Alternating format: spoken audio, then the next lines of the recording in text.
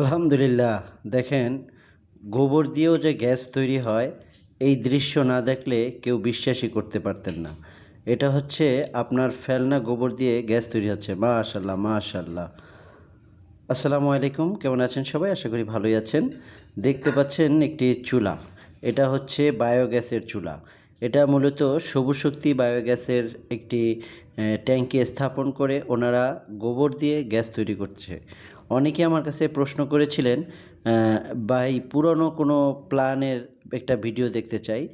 সেই রিকোয়েস্টে আমি আজকে আপনাদের ১ বছরের পুরনো একটি প্ল্যান নিয়ে আলোচনা করব। এটা হচ্ছে কুমিল্লা দেবিদ্বার ওয়াহেদপুর বাজারের সংলগ্ন একেবারে এক প্রবাসী ভাই, উনি এই ট্যাঙ্কিটা স্থাপন করে গত ১ বছর আগে। মাশাআল্লাহ, দেখেন আগুনের তাপমাত্রা। এই হচ্ছে আগুনের তাপমাত্রা এবং এটা কিন্তু ফুল প্রেশার দিয়ে কখনোই রান্না করা যায় না। তার মানে এর এলপিজি যে গ্যাসের সিলিন্ডার আছে তার থেকেও অনেক প্রেশারে এই গ্যাস হয়। এটা কিন্তু নীল রঙের আগুন, একদম ধোঁয়া এবং কালিমুক্ত আগুন দেখতে পাচ্ছেন। আমি যদি আরও ক্লিয়ার করে দেখাই, এটা হচ্ছে নীল রঙের আগুন। আপনি কিন্তু এইরকম একটি প্ল্যান্ট স্থাপন করলে অবশ্যই এরকম নীল রঙের আগুন পাবেন এবং ধোঁয়া ও কালিমুক্ত রান্না করবেন সারা জীবন।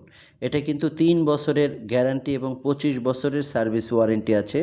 সারা বাংলাদেশে আমরা এই সবুজ শক্তি বায়োগ্যাস প্ল্যান্টটি স্থাপন করে দিয়ে থাকি।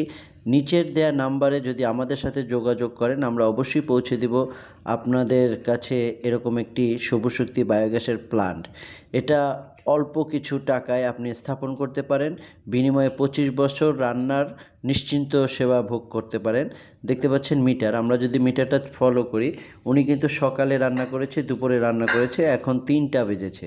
এই সময়ও কিন্তু তার যে গ্যাস আছে আরও একবেলা রান্না করতে পারবে। অর্থাৎ এরকম একটি প্ল্যান যদি আপনি স্থাপন করেন তাহলে ৩ বেলা রান্না বান্নার জন্য গ্যাসের সমস্যা সমাধান করে দিবে এরকম একটি বায়োগ্যাস প্ল্যান্ট। আমরা যদি এবং ওনাদের অনেকগুলো গরু আছে, আর এই গরুগুলো দিয়ে মূলত গোবরগুলো এতদিন ফেলে দিত। ওনারা কিন্তু এই দেখেন গরুগুলো কিন্তু স্টক করে রেখেছে গোবরগুলা। আর এই হচ্ছে ওনাদের গরু। আর এই গরুর গোবরগুলি এতদিন ফেলনা মনে করত, কিন্তু ১ বছর যাবত ওনার কোনো খড়ি বা ওনার কোনো অন্য কোনো জ্বালানির সংকট নিতে হয় না।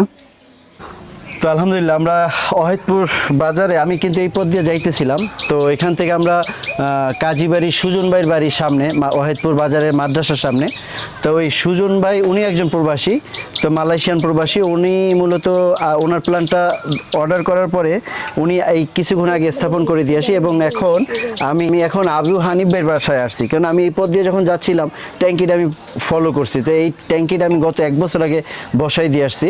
তো আমি এই পর্যায়ে যে আমাদের ভাবি যে নিয়ে এটা পরিচালনা করে তার সাথে একটু কথা বলবো। আসসালামু আলাইকুম ভাবি, ভালো আছেন? ওয়ালাইকুম সালাম। হ্যাঁ, আলহামদুলিল্লাহ ভালো আছি। আচ্ছা, আমি যখন এটা বসাই দিয়ে গেছিলাম গত ১ বছর আগে, সেই থেকে এখন এই পর্যন্ত ব্যবহার করতেছেন, এর ভিতর কি কোনো ঝামেলা হয়েছিল? জি না, কোনো ঝামেলা হয়নি। এর ভিতর কোনো ঝামেলা হয়নি? এখন আপনি রান্না বান্না করতেছেন ৩ বেলা? জি। এখন গ্যাসের প্রেশার কেমন? গ্যাসের পেশেন্ট আলহামদুলিল্লাহ ভালো আছে। অনেক ভালো আছে না? আচ্ছা, প্রথম অবস্থাতে আপনার মনে একটু কষ্ট পাইছিলেন? এই এত হয় নাই দেখতে। হ্যাঁ, প্রথম অবস্থায় একটু ঝামেলা হয়েছিল, কারণ আমাদের ওই গোবরটা ওভারফ্লো হইতে ঝামেলা হয়েছিল। আমি অথবা বুঝাইতে আপনার ভুল করছিলাম, অথবা আপনি বুঝতে ভুল করছেন।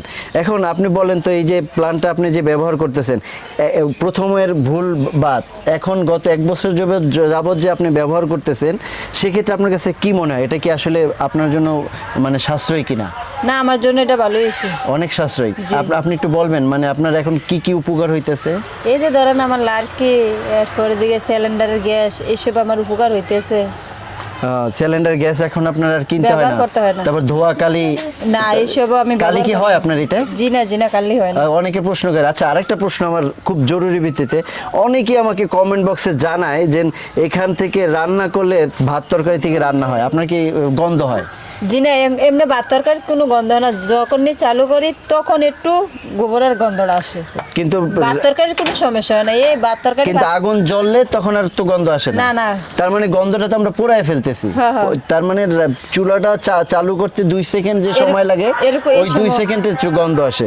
আচ্ছা, এটা একজন ব্যবহারকারীর কথা, এটা কিন্তু আমার কথা না। উনি যেহেতু 1 বছর যাবত ব্যবহার করতেছে, ওনার যদি মানে খারাপ, আপনার কাছে এটা আসলে খারাপ কোনো দিক আছে যে এটা ব্যবহার না। করার পরে যে আপনার পরিশ্রম মনে হয় বা এটা না ব্যবহার করলে ভালো ছিল? না, না, না, এটা আমার খারাপ মনে হয় না, আমার তো এটা ভালোই মনে হয়। এটা ভালোই মনে হয়। আপনি আপনার এই প্ল্যানটা কিন্তু আরেকজনের রাস্তায় দিয়ে দেখছে, দেখা উনি আপনার বাসায় এসে একদিন খুঁজে গেছে, হ্যাঁ চাইয়ে যাওয়ার পরে উনি কিন্তু আবার অর্ডার করছে। উনি আবার দেখছে যে না, আপনি জ্বালাইতেছেন, আপনার ভালো করতেছে। আপনাদের এই গ্রামে কিন্তু আমি প্রায় 6-7টা প্ল্যান বিক্রি করছি।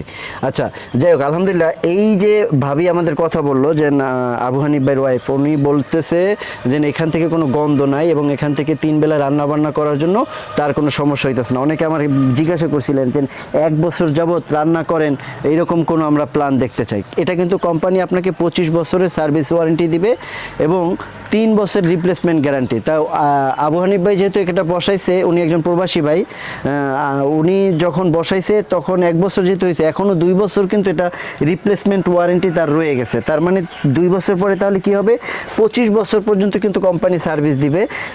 ওনারা কিন্তু এই গোবরগুলি ড্রামে রাখে। প্রতিদিন 1 ড্রাম দেন ভাবি গোবর?